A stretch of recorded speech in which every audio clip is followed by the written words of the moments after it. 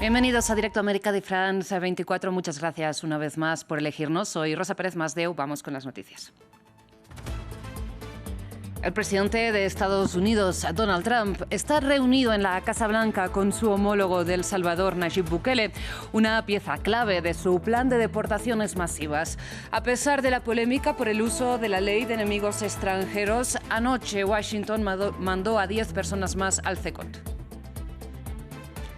En Ecuador, el Consejo Nacional Electoral da la victoria al actual mandatario Daniel Noboa en las elecciones presidenciales frente a la correísta Luisa González, que no reconoce los resultados y denuncia textualmente el mayor fraude de la historia del país.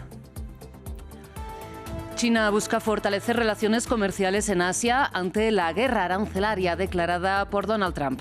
El presidente chino Xi Jinping está en Vietnam, donde firmó decenas de acuerdos de cooperación con el secretario general del Partido Comunista Vietnamita, To Lam.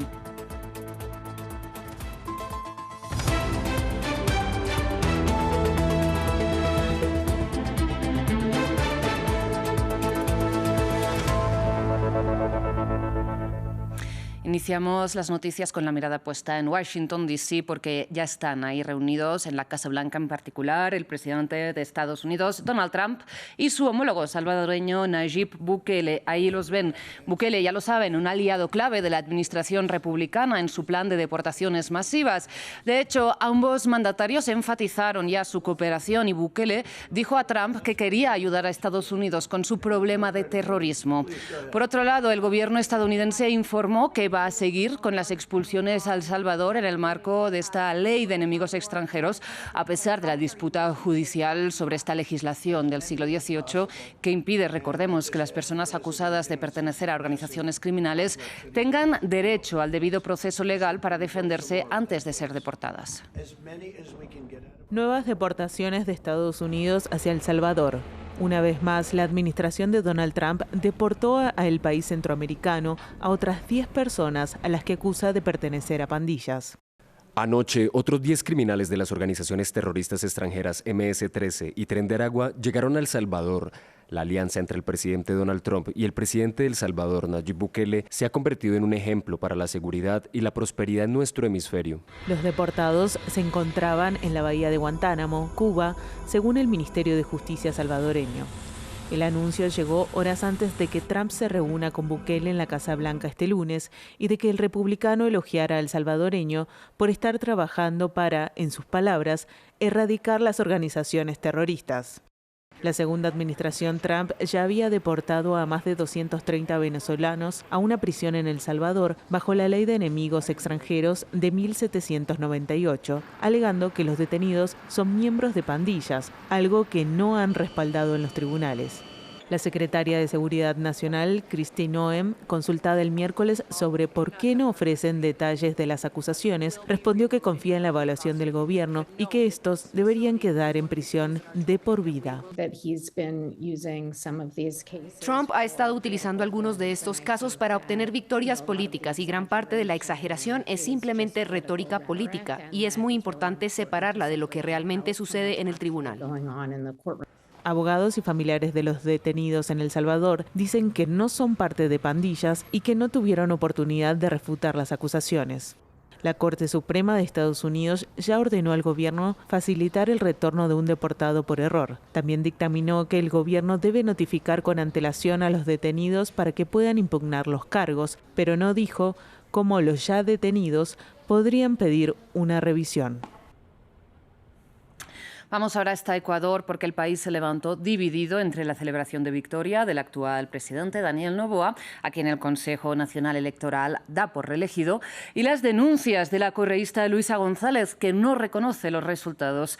A esta hora el conteo oficial, con el 97% escrutado, es el siguiente: 55,6% de votos para Daniel Noboa, que se traducen en 5,7 millones de apoyos, lo que significa entonces 10 puntos porcentuales y más de 1 millón de sufragios más que los sumados por Luisa González. Sí. Unos resultados arrojados por el CNE que truncan las aspiraciones del ala correísta de Ecuador y cumple el sueño para el actual presidente, quien llegó al poder en 2023. Daniel Noboa puede decir que ha sido reelegido y gobernará por un periodo completo. Euforia contenida para el oficialismo.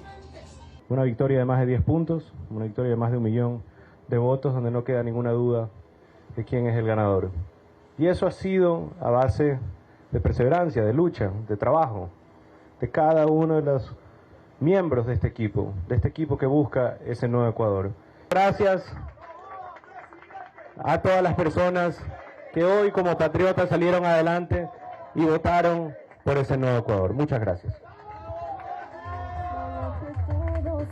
La cara B de la noche electoral ocurrió en la sede de Revolución Ciudadana. Luisa González no aceptó los resultados brindados por el Consejo Nacional Electoral.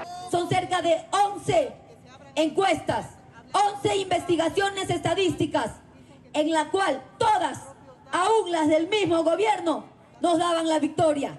Yo sí denuncio ante mi pueblo, ante los medios y ante el mundo que Ecuador está viviendo una dictadura y estamos enfrentando el peor y más grotesco fraude electoral de la historia de la República del Ecuador.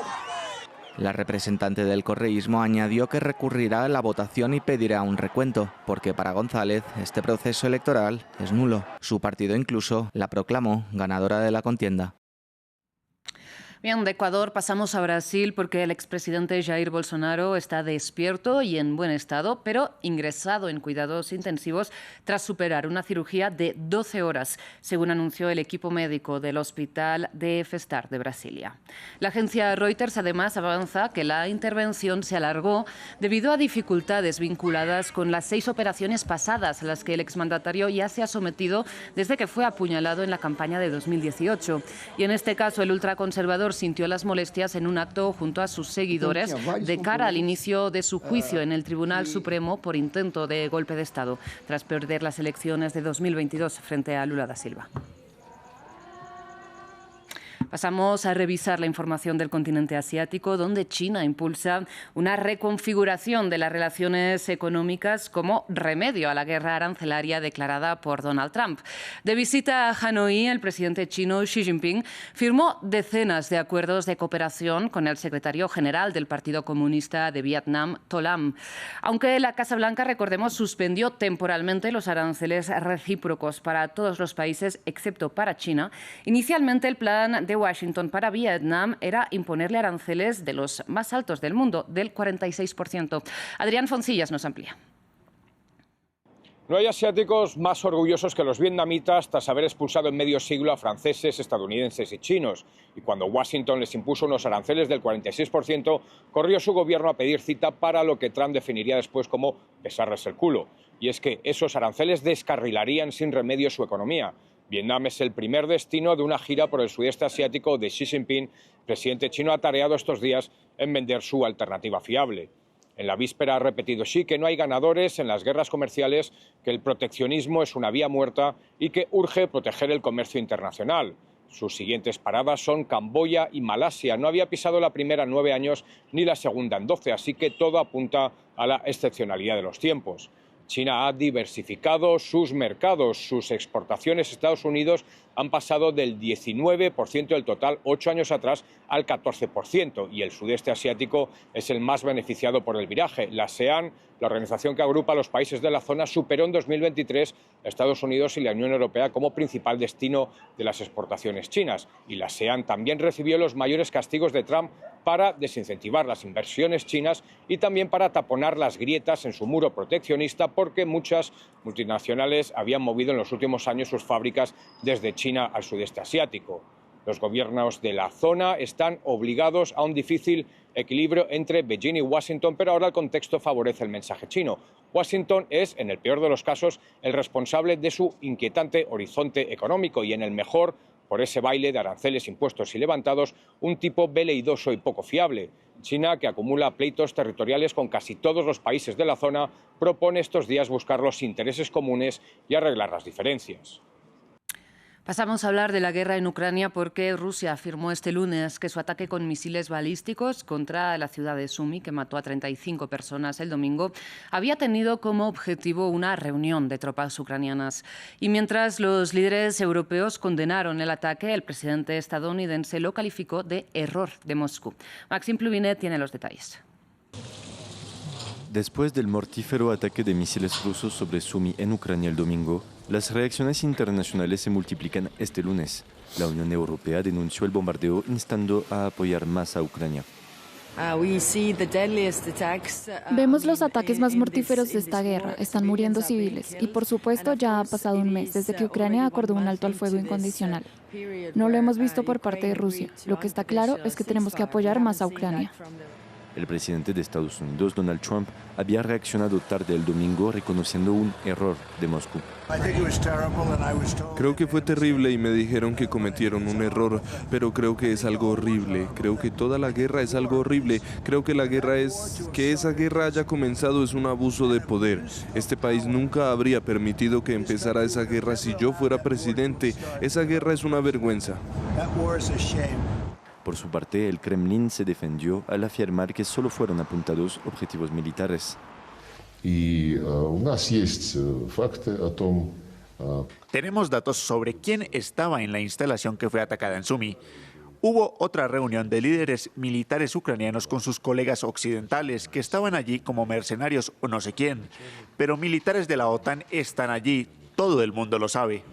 Pero los videos del ataque muestran a decenas de civiles muertos y heridos. El ataque de Sumy se produjo 2 días después de que el enviado presidencial estadounidense Steve Witkoff se reuniera con el presidente Vladimir Putin para impulsar los esfuerzos de Trump para poner fin a la guerra. En otras noticias, Argelia ha pedido que 12 funcionarios franceses abandonen su territorio en un plazo máximo de 48 horas. Una respuesta a la detención en Francia de 3 ciudadanos argelinos. Este episodio eleva aún más la tensión en las relaciones entre París y Argel, que atraviesan su peor momento desde la independencia de Argelia. A pesar de las recientes afirmaciones de los presidentes de Argelia y Francia de que una de sus peores crisis diplomáticas había quedado atrás, las tensiones entre ambas naciones se han disparado de nuevo. El lunes, Argelia pidió que 12 funcionarios franceses abandonaran el país en un plazo de 48 horas. Para el ministro de Asuntos Exteriores francés, que a principios de mes declaró que las relaciones diplomáticas habían vuelto a la normalidad, la orden reabre la crisis con Argel. Pido a las autoridades argelinas que abandonen estas medidas de expulsión. Si se mantiene la decisión de expulsar a nuestros agentes, no tendremos más remedio que responder inmediatamente. Argelia afirma que la petición está relacionada con la detención en Francia el viernes de 3 de sus nacionales, entre ellos un funcionario consular. Son sospechosos de estar implicados en el secuestro de un influencer y opositor al gobierno argelino, Amir Burjos, que en TikTok, con su más de 1 millón de seguidores, es conocido como Amir DZ, pero este caso no es más que uno de los que han agriado últimamente los lazos franco-argelinos.